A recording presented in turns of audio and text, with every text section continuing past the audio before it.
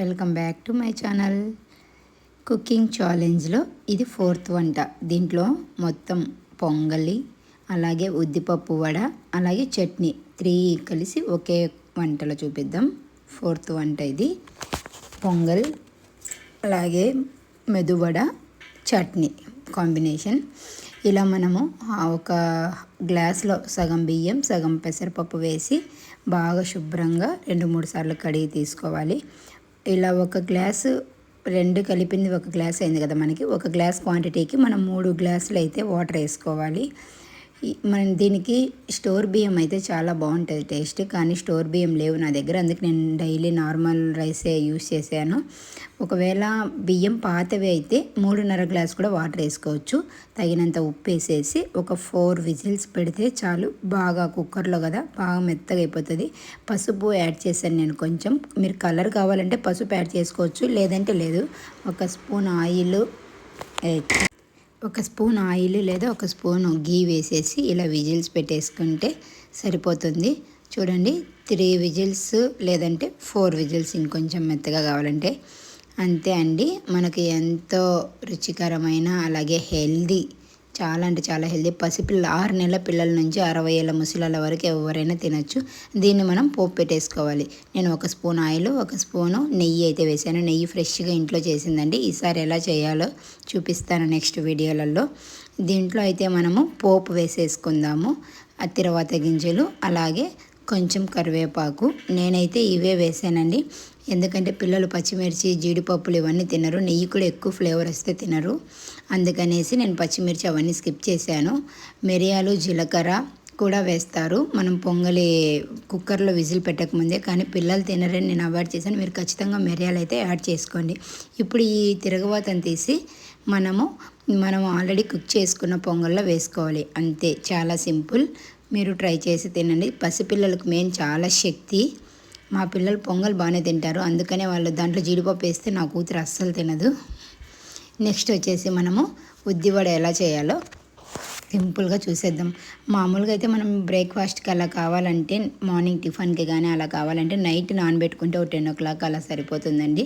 లేదు అంటే మార్నింగ్ ఒక 10కి అలా నానబెట్టేసి ఈవినింగ్ 6కి అలా మనం స్నాక్స్ అయినా చేసుకోవచ్చు. ఒక 6 hours, కరెక్ట్గా అవర్స్లో చెప్పాలంటే 6 hours నానితే చాలు ఉద్దిపప్పు.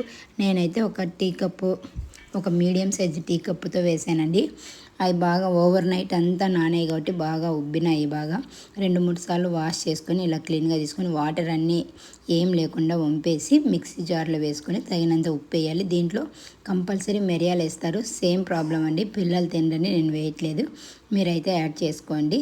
కొంచెము అల్లం ముక్క, పచ్చిమిర్చి కూడా యాడ్ చేసుకోవచ్చు. ఆ ఫ్లేవర్స్ వచ్చిన పిల్లలు తినరని నేను అవాయిడ్ చేశాను. మెత్తగా ఇలా మిక్సీ పట్టిన తర్వాత అందులోనే కొంచెం సోడా, తగినంత సాల్ట్ వేసేసి కలుపుకోవాలి. నేనైతే ఆనియన్స్ మాత్రం యాడ్ చేశానండి. ఇందులో ఇప్పుడు కొత్తిమీర, కరివేపాకు, పచ్చిమిర్చి, ఉల్లిపాయలు సన్నగా తరిగి కొంచెం జీలకర్ర యాడ్ చేసి కలుపుకుంటే చాలా బాగుంటుంది. సేమ్ ప్రాబ్లం అండి, మళ్ళీ పిల్లలు తినరని నేను ఓన్లీ ఆనియన్ యాడ్ చేశాను. ఇలా నూనె పెట్టుకొని కొంచెం హీట్ ఎక్కాక, బాగా హీట్ ఎక్కిన తర్వాత మీడియం ఫ్లేమ్లోకి మార్చేసి మనమైతే ఇలా గారెలు వేసేసుకోవాలి. అదే అండి, వడలు వేసేసుకోవాలి. ఉద్దిపప్పు వడని ఇలా వేసుకొని 2 వైపులా తిప్పుకుంటూ పెద్ద మంట పెట్టి కాల్చేస్తే పైనేమో ఇలా కలర్ వచ్చేసి కాలుతాయి, కానీ లోపల పిండి పిండిగా ఉంటుందండి. టేస్ట్ కూడా ఏం బాగుండవు. అందుకని మనం మీడియం ఫ్లేమ్లోనే కాంచాలి ఏవైనా సరే నూనె వంటలు. పైన కలర్ నిదానంగా వస్తాయి, అలాగే లోపల నుంచి కుక్ అవుతూ వస్తాయి. మనకి ఇలా 2-3 వాయిలు వేసుకుంటే మన దగ్గర వడలన్నీ ఇంకా కంప్లీట్ అయిపోతాయి. చూడండి, వడలు అయితే ఫైనల్గా అయిపోయాయి. ఇప్పుడు ఈ వడకి పొంగల్కి రెండింటి కలిపి నేనైతే పల్లీల చట్నీ చేస్తున్నాను, శనగకాయ పప్పు చట్నీ. మీవి పచ్చిమిర్చి అయితే కొంచెం ఆయిల్ వేసి వేయించేసుకున్నానండి. ఇప్పుడు ఇందులోనే కొన్ని పప్పులు, అలాగే శనగకాయ పప్పులు ఆల్రెడీ నేను వేయించి ఒక డబ్బాలో పెట్టుకుంటాను, అవి తీసుకొని వేసుకున్నాను. కొంచెం జీలకర్ర వేసి ఇంకో స్పూన్ ఆయిల్ యాడ్ చేసి మొత్తం అయితే మీడియం ఫ్లేమ్లో వేయించుకున్నాను. అందులోనే కొంచెం కొబ్బరి అండి, పచ్చి కొబ్బరి అవైలబుల్ లేదని నేను ఎండు కొబ్బరి కొంచెం వేసాను. చూడండి, ఇలా మనం అన్నీ కలిపేసి తగినంత ఉప్పు వేసేసి మిక్సీ పట్టేసుకోవాలండి బాగా మెత్తగా. అంతే, చాలా సింపుల్.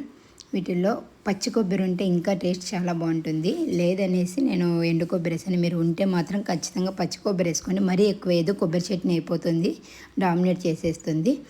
ఇలా మనం తగినంత ఉప్పు వేసి బాగా మెత్తగా మిక్సీ పట్టేసుకొని ఇప్పుడు కొంచెం వాటర్ యాడ్ చేసుకొని పలుచగా చేసుకొని చట్నీని ఇప్పుడైతే మనం దీనికి పోపు పెట్టేసుకోవాలండి.